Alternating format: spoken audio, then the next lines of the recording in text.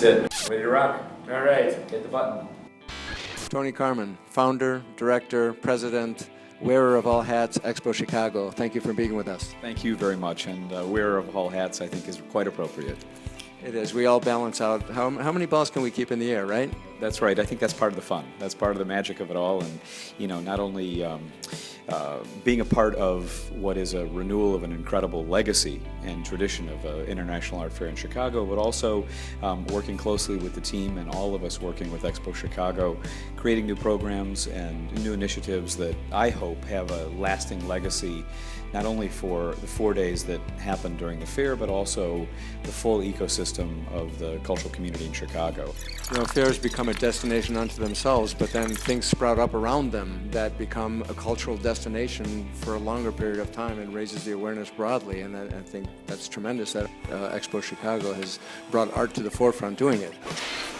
Yeah, I think that from the beginning we created what was called Expo Art Week to really amp that up. And there's no question that our fair benefits greatly from the largesse and the support and the incredible partnerships with our cultural institutions, our museum, our galleries, our artists working and collaborating in Chicago. All of that energy really has propelled and given a even greater reason for one to make that trek to our great city in September.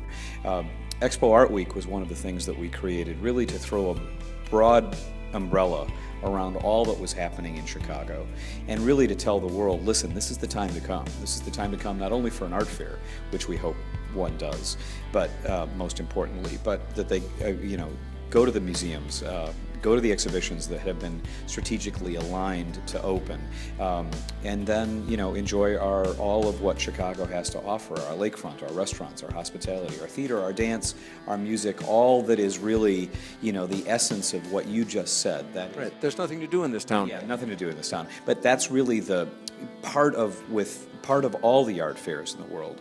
The magic is really the experience of the cities that host them, and I think that's where Chicago is, in a great place given all of the activities and all the opportunities.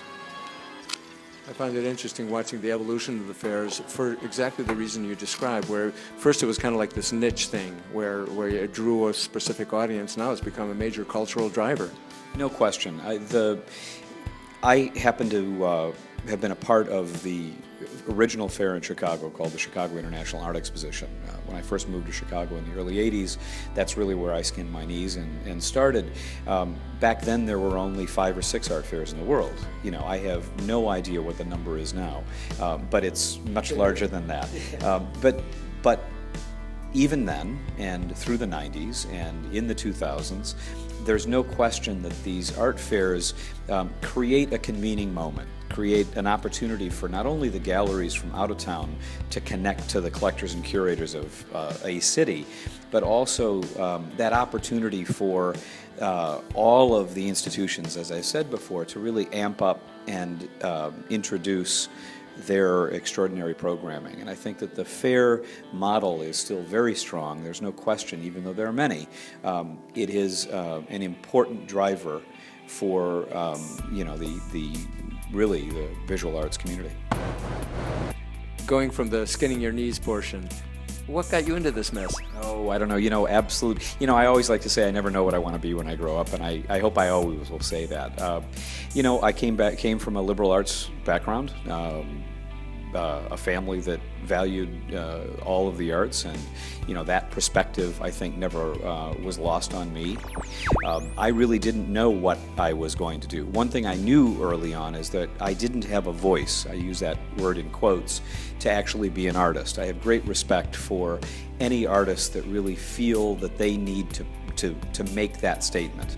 There was a minute in my life where I realized, I don't think I have that artistic voice, nor discipline to really do that. But what was undeniable was a need to be within the arts. All of my professional background has been involved in some way working with a cultural endeavor. And I think that was the administrative end of the arts, be it promotion, being events, being an organization, being working in the theater, all of those things that was undeniable. That's my past. You know, I have great respect. I have my beloved wife was a professional ballerina for many years, and you know, you see that kind of drive from an artist where they knew early on they needed. Yeah, right. They knew that they had to do that. I knew that I wasn't going to be an artist. I knew that I had to be in the arts. So you're gearing up for Expo in 2 months, right around the corner. Yeah, that scares me when you say that, to bring light to the timetable. We are about to launch our 4th edition with an extraordinary list of participating exhibitors, 140 galleries from over 17 countries and 50 to 45 international cities. That's a huge statement. The 4th edition is heralding extraordinary partnerships with the French government and the Italian government and Spanish and government, and a big initiative with China, which is, I think, very exciting for us. We're moving into a 4th edition with mature programs in situ.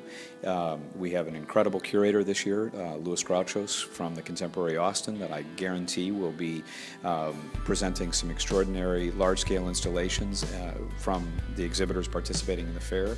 We have the 3rd year of Expo Video, Alfredo Cramerati, an extraordinary curator from an organization called Moyston in Wales, which I guarantee is going to be presenting and curating an extraordinary list of videos. We also have, what I'm really pleased about is the natural growth of in situ moving a little bit more outside, and that is we cited works of international artists working closely with the Chicago Park District and the Department of Cultural Affairs and Special Events last year, where we had 2. I hope we have many more this year, and I think you're going to see that legacy continue to bring the thrust of the fair and this international artistic endeavor outside of just Navy Pier, but you know, in other areas of Chicago. And I think that too is going to be an exciting addition this year. You've transitioned from like the kind of lean, hungry startup 3 years ago, and now you guys are like veterans of the art wars. It's going to be exciting. Your lips to the art god's ears on the veterans. I think that we still have a lot to prove.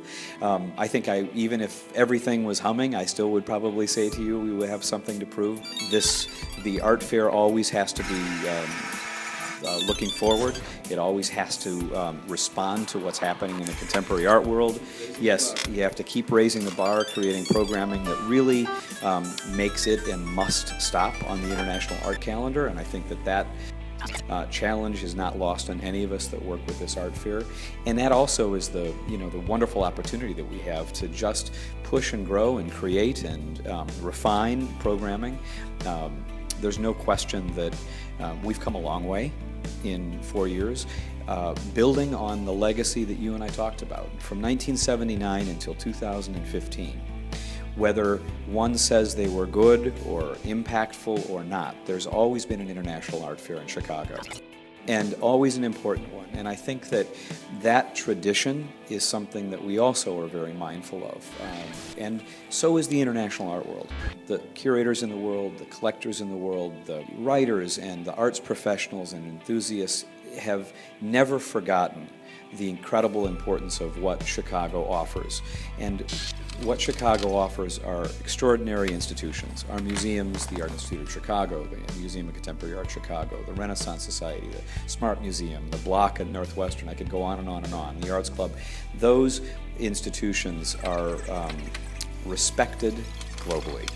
Add to that our incredible teaching institutions. It's not lost on the world where the School of the Art Institute, the University of Illinois, Northwestern, I could go on and on and on. They are graduating the artists of the future, and it's not lost on anyone that that's where talent is coming out of. It's a breeding ground. And so you add that mix and an incredible curatorial